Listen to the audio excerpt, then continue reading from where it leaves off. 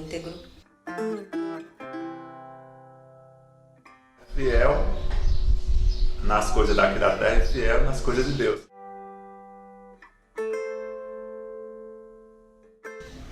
Sempre foi presente, aí me faz muita falta a presença dele.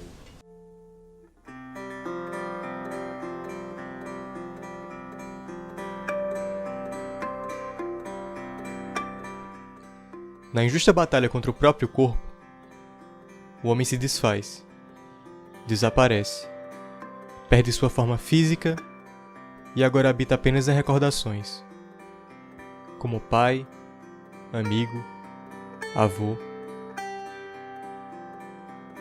Em quantos papéis diferentes nos colocamos ao longo da vida?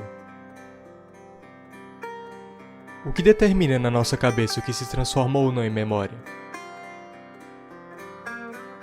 Ele continua presente nos filhos. Muita coisa que eu vejo nos meninos também eu lembro dele. E na cozinha, que ele sempre gostava de ficar no cantinho. Mamãe fazia na comida e ele ficava lá. Ele dizia uma coisa, tinha que ser do jeito dele. Agora, é porque quando ele dizia, ele estava certo mesmo. Aí ele não arredava não, porque ele sabia que estava certo. Ele sempre me preservava, né? Como eu era mulher, ele me deixava em casa. Às vezes, quando no tempo da cata de feijão, era que nós íamos para a roça. E era muito divertido lá com ele. Presente ao meu lado sempre. Direto. Vou viajando, vou lembrando dele. Quando estou trabalhando, lembro dele. Eu lembro muito quando eu era criança, ele trabalhava no Nazaré, que era uma roça que dava uns 10 km daqui de Uricuri. Eu ia para lá deixar almoço, ele ficava trabalhando lá na roça e tudo, e sempre botava para ficar na sombra. Ele nunca obrigou o filho a fazer nada, ele sempre tinha, além de ter o cuidado de estar trabalhando ali na lida também, ele tinha muito cuidado com os filhos. Aí eu lembro que eu com 10 anos, mas ele ia deixar o almoço, ele ficava trabalhando lá e botava numa sombra. Ele só fica aí, era uma sombra de uma baraúna e outra de um juazeiro que tinha perto dessa roça. Gabriel Garcia Marques diz que a vida não é feita do que a gente viveu, e sim do que a gente recorda, e como recorda para contar. As vivências, os afetos, o tempo altera a forma como nos relacionamos com nossas lembranças. Seria possível então, através das memórias, enxergar a realidade? Onde termina o homem? E onde começa a lenda? Pra mim foi uma lenda ele. Augusto Casé foi uma lenda. Em honestidade mesmo, não poderia existir uma pessoa mais honesta do que ele, não. Pra você ter uma ideia da honestidade dele, que foi tão grande, que até hoje ainda está sendo. Olha, eu vou falar pra você aqui, seu Augusto, o finado Augusto é o seguinte, eu vou logo ser realista, ele era uma pessoa imbatível. Imbatível é o seguinte, ele dominava aquele tempo, tudo direitinho ali, pedindo aquele padelo ali, acabou no cego e tudo, mas tudo atendia ele.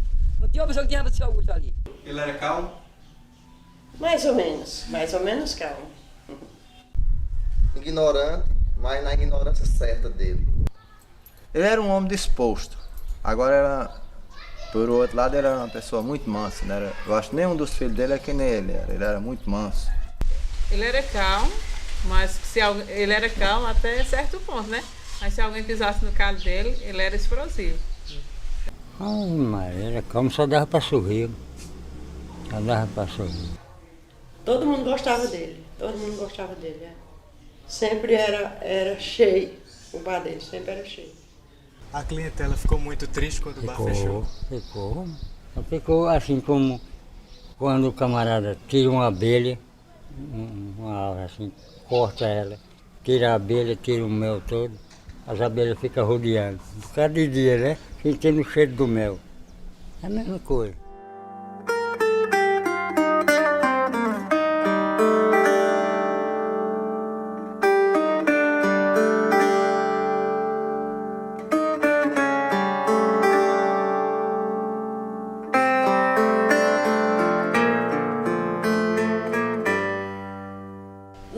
Foram lapsos, entendeu? E a gente achou estranho e tudo.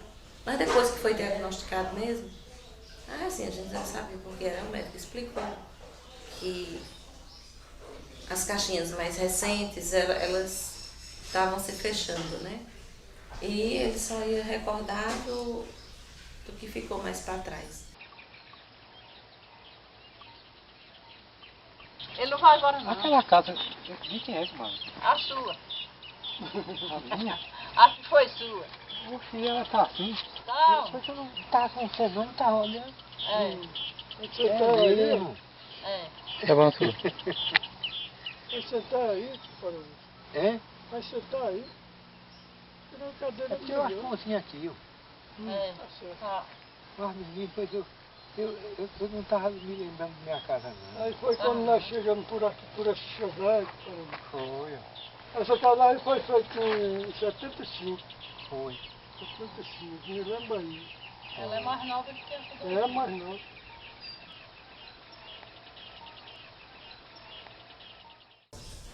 Papai nunca dançou comigo, nem deixava. As filhas mulheres de papai não era para dançar.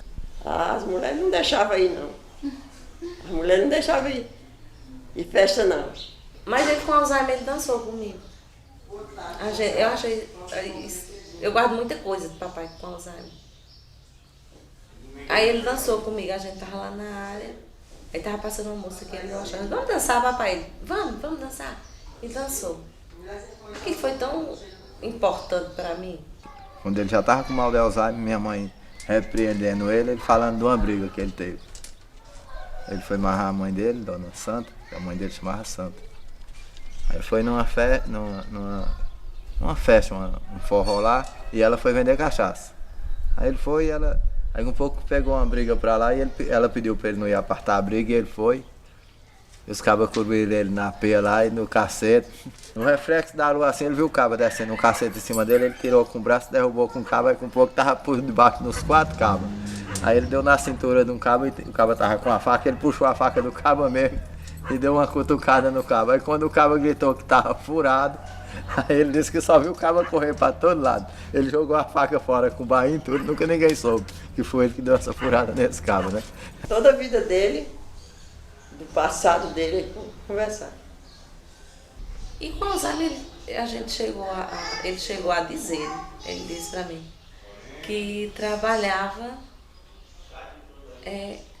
tipo um guarda-costas. À noite, ele ia, em vez dele ficar, ele disse que não tinha como ficar em casa, né? Ia pra lá vigiar, né? Pra chorar lá a surra do patrão.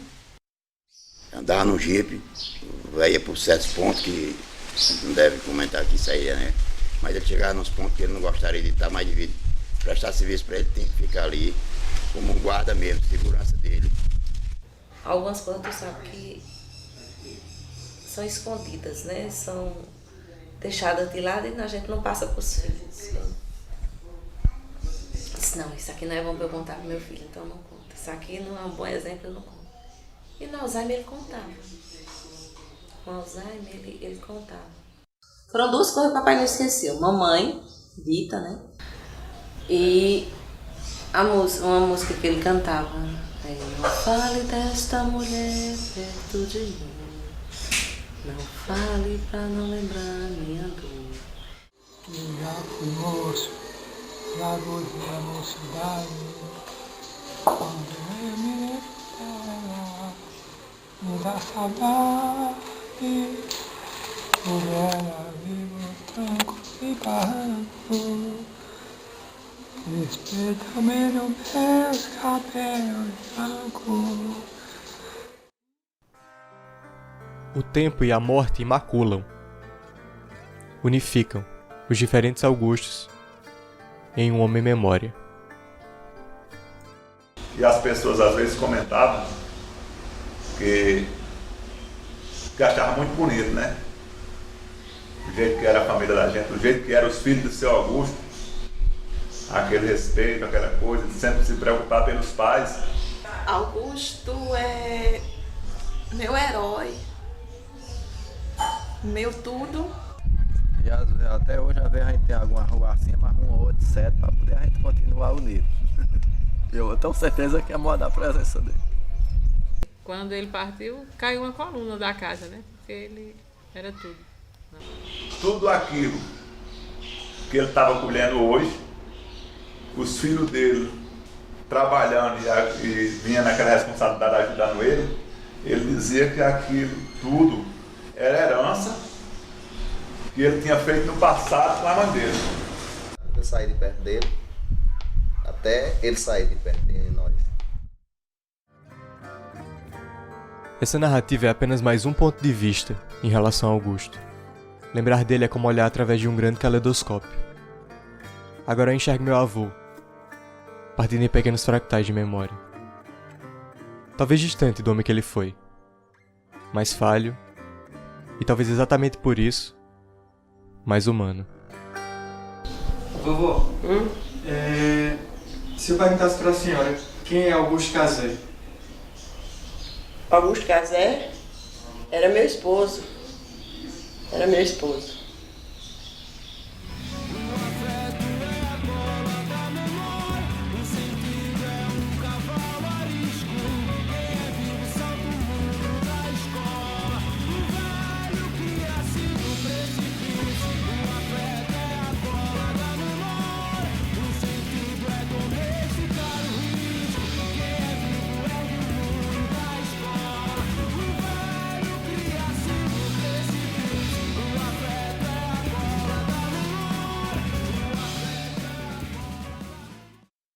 Se não ficou bom, você demais. desculpe, meu filho, que é os anos.